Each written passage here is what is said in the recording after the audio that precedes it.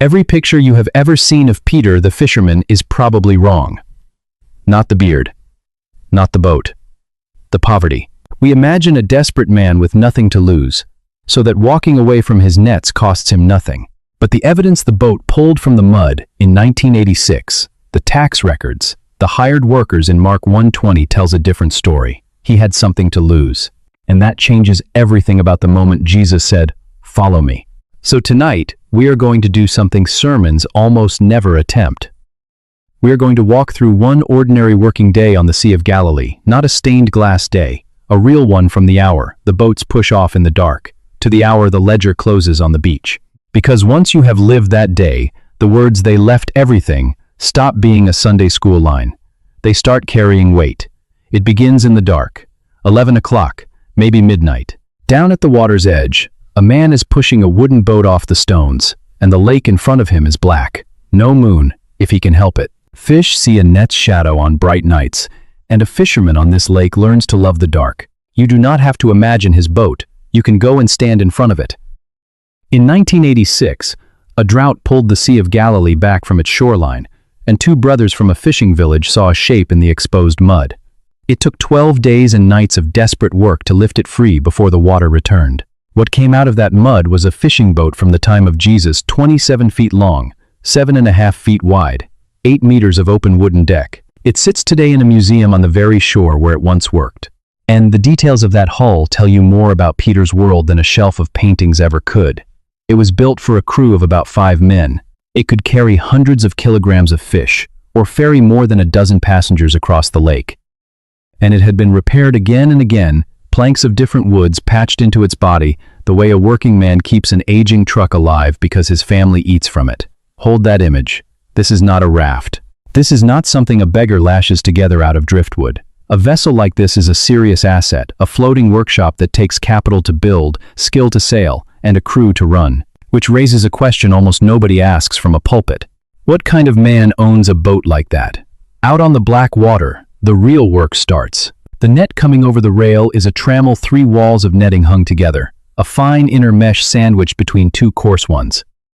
A fish strikes it, pushes the fine layer through the coarse one, and traps itself in a pocket of its own making.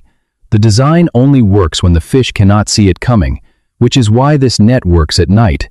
A fisherman who spent 20 years working these same waters in the modern era, and who became the leading expert on ancient Galilean fishing, documented that the trammel net used on this lake, within living memory, is essentially the net of the 1st century. Same design, same night schedule. The job Peter worked has been reconstructed almost stitch for stitch. So the crew sets the net in a long arc. They beat the water with their oars to panic the fish into it. Then they haul it back, hand over hand, pick every fish out of the pockets, clean the mesh of weed, and set it again, and again, all night. Wet wool against the skin, cold hands in cold water, hour after hour, while the village sleeps. Now listen to Luke 5:5 again. Master, we have toiled all night and caught nothing. That sentence is not poetry. It is a work log. And in John 21:3, after everything after the cross, after the empty tomb, Peter says, "I am going fishing," and they fish through the night. Night was the shift. This was the job, worn into the muscle. And they were not alone out there. That same modern fisherman surveyed the shoreline and identified the remains of 16 ancient harbors and anchorages ringing this one small lake. 16. Feel what that means. This was not 2 lonely boats under the stars. This was an industry, a lake working the night shift. Lamps scattered across the black water, crews calling to each other over the swell. Dawn is coming. And here is the strange thing about dawn on the Sea of Galilee. The hardest part of this day is not the empty net. It is the man waiting on the beach. Because here is the fact that rearranges the whole scene. Peter did not own the right to catch those fish. Nobody on that lake did. In his world, the water itself belonged, in effect, to the ruler, and the ruler's name was Herod Antipas, the same Herod who would one day behead John the Baptist. The right to drop a net was leased. It flowed downhill from the ruler through administrators, through brokers, to the fishing families, and a share of everything flowed back up. The Gospels quietly show you the machinery. In Mark 2:14, Jesus passes the toll booth at Capernaum and calls Levi right there, in a fishing village, on the waterfront.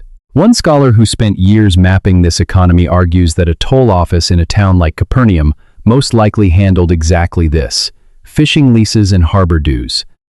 Which means the man Jesus called away from the ledger may have been the very man who collected against Peter's catch. The two callings were standing on opposite sides of the same transaction. How much did the whole system take? Here we have to be careful because honesty matters more than drama. Scholars genuinely argue about the total burden once you stack the ruler's taxes, the tolls, the religious dues. Some put it near a third of what a working family produced. One prominent historian argues closer to 40%. There is no consensus, and anyone who hands you one clean number is selling something. But notice what nobody disputes: the structure. The lake was owned. The fishing was licensed. The catch was brokered, tolled, and taxed, layer after layer, before a single fish reached a family's table. And we do know what flowed uphill. The ancient historian Josephus records that Antipas drew from Galilee and Perea an annual revenue of 200 talents, roughly 1.2 million denarii. And a denarius, Jesus' own parables remind us, was a working man's wage for one full day. 1.2 million days of human labor, every single year, rising out of these fields and villages and this lake into one man's treasury. That is the weight pressing down on the man hauling nets in the dark. And yet here is the turn most tellings miss. This crushing system is precisely the evidence that Peter and his partners were not the poorest men in Galilee, because you do not hold fishing rights, run a boat, and hire help with empty hands. Quick word before we continue. If walking through the real world behind these texts is helping you see Scripture differently, consider becoming a channel member. That support is what makes it possible to keep doing this work, week after week. And to those of you who already are members, thank you. You are part of every script we produce. Read the calling scene in Mark with your eyes open, and one small Greek word changes the picture. Mark 1:20, James and John leave their father Zebedee in the boat with the hired men. The word is misthetoi, wage workers, employees. Zebedee's operation was large enough that when both of his sons walked away on the same morning, the business kept running. There was payroll. Luke shows you the other half of the structure. When the miraculous catch threatens to sink Peter's boat in Luke 5-7, he signals his metokoi, his associates, in the second boat. 3 verses later, James and John are called Peter's koinonoi. And that word is stronger. It is business language, partners, men bound together in a shared venture, the same root Paul will later use for the fellowship of the church itself.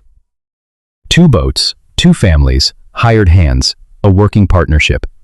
This is why the historians who study this economy keep insisting on both halves of the truth. These men were not entrepreneurs in our modern sense. The system above them was far too extractive for that. But they were not beggars either. They were something we recognize instantly today: a small family business.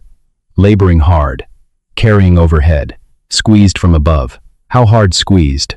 A papyrus from Egypt, a surviving fishing lease, preserves one arrangement where the backers who supplied the boats and nets kept 3/4 of the catch, and the men who actually did the fishing kept 1/4. Now, honesty again. That document comes from another province and a later century. It is a window into how such leases worked in that world, not a photograph of Capernaum, but sit with the shape of it. Somewhere between the net and the table, most of what you caught was never really yours. Yet Peter held his ground. He had a house in Capernaum. The Gospels take you inside it in Mark 1:29. He had a boat, a partnership, a trade learned from childhood near Bethsaida, a village whose very name likely means house of the fisherman. He was not drowning. He was holding. So follow the fish he just landed, because where it goes next shatters the last piece of the small, poor, provincial picture. A few miles down the shore from Capernaum stands a city with a smell. Magdala, the hometown of Mary Magdalene. But in Greek, the city carried another name, Taricheae. And that name is not poetry either. It means, roughly, the place of processed fish, an entire city branded by its salting vats. Fresh fish dies fast in that climate. Salted fish travels. So the night's catch comes off the boats, onto carts, down the shore road to Magdala, where archaeologists have uncovered a harbor quay of stone, some 90 meters long. The geographer, Strabo, writing around the time of Jesus, knew this small inland lake at the far edge of the empire for exactly one thing. At Taricheae, he says, the lake supplies excellent fish for pickling. Rome had heard of Peter's lake, and decades later, when war broke out, Josephus could gather 230 boats at this one city. 230 on a lake you can row across in a morning. So the fish Peter hauled out of black water at 3 in the morning might end its journey weeks later, in a sealed jar, on a table in Rome. His nets were tied into the bloodstream of an empire. His day the boat, the trammel net, the broker, the tolls, the salting vats, was one working cell in an economic body that stretched from that dark beach all the way to Caesar's city. Now hold that entire day in your hands. Because a rabbi is walking down this beach, and for the first time, you can feel the size of what he is about to ask. Mark 1:16, Jesus, passing along the sea, sees Simon and Andrew casting a net. He says, "Follow me, and I will make you fishers of men." And immediately Mark loves that word, they leave the nets. A few steps farther, James and John, mending nets in the boat. He calls. They leave their father Zebedee sitting in that boat with the hired men and go. The sermon version says, "Of course they went. Poor men, dead-end lives, nothing to lose, a free upgrade, but you have just lived their day. You know the boat is a capital asset, a family defends for a generation. You know about the lease, the partnership, the payroll, the house. You know the catch feeds an export chain with an empire on the far end." Luke says it flatly. They left everything and followed him. Everything, you now know, was not a figure of speech. It was a functioning business, a place in a village, a father's trade, a working life that made sense. Jesus did not call men who had nothing to lose. He called men who had everything to lose, and they went anyway. That is not escape. That is faith with weight on it. Obedience that costs nothing proves nothing. This cost, and we have to be careful one more time, because the honest reading cuts deeper than the dramatic one. Did they torch it all and never look back? Not quite. Peter's house in Capernaum becomes Jesus' base of operations. And in John 21, after the crucifixion, Peter is back in a boat, fishing through the night, the trade still alive in his hands. The boats did not vanish. What changed was the center. The business stopped being the organizing fact of their lives, and a person took its place, which is, if anything, harder than burning your life down. Burning it down takes one reckless hour. Reordering it, living in the same village, seeing the same boats every morning, and belonging to something else entirely takes every remaining day. And notice, finally, whom Jesus chose. Not the destitute who had nothing at stake, not the elite who had too much. He walked past the palaces of Tiberias and stopped at a working shore, and he called men who knew what labor costs, what debt weighs, what responsibility feels like at 3 in the morning. The kingdom of God was first entrusted to men with calloused hands and accounts to settle. So the next time someone tells you the disciples were simple, poor men with nothing better to do, remember the day you just lived. The boat that rose out of the mud in 1986, patched and repaired like a truck a family cannot afford to lose. The trammel net coming over the rail all night, on a lake ringed by 16 working harbors. The booth on the Capernaum waterfront, and the ledger, and the layers of hands in every catch. The hired men who kept Zebedee's business running the morning his sons walked away. The city down the shore that smelled of salt, and shipped Peter's lake to the empire, and into all of that a voice. 2 words in the Greek of Mark's Gospel, doit opiso mao. Come, after me. They heard it with everything to lose, and they went. Whatever boat you are standing in right now, whatever lease, whatever ledger, whatever working life that mostly makes sense, that same voice still walks the shoreline. And it has never once been embarrassed to interrupt a man in the middle of his job. Subscribe if this changed how you see 4 fishermen you thought you knew. Leave a comment, even one word pushes this further than you realize. Share it with someone who still pictures the disciples as beggars with nothing at stake. And may the God who calls people out of working boats, in the middle of ordinary days, find you at yours and give you the courage to answer. God bless you.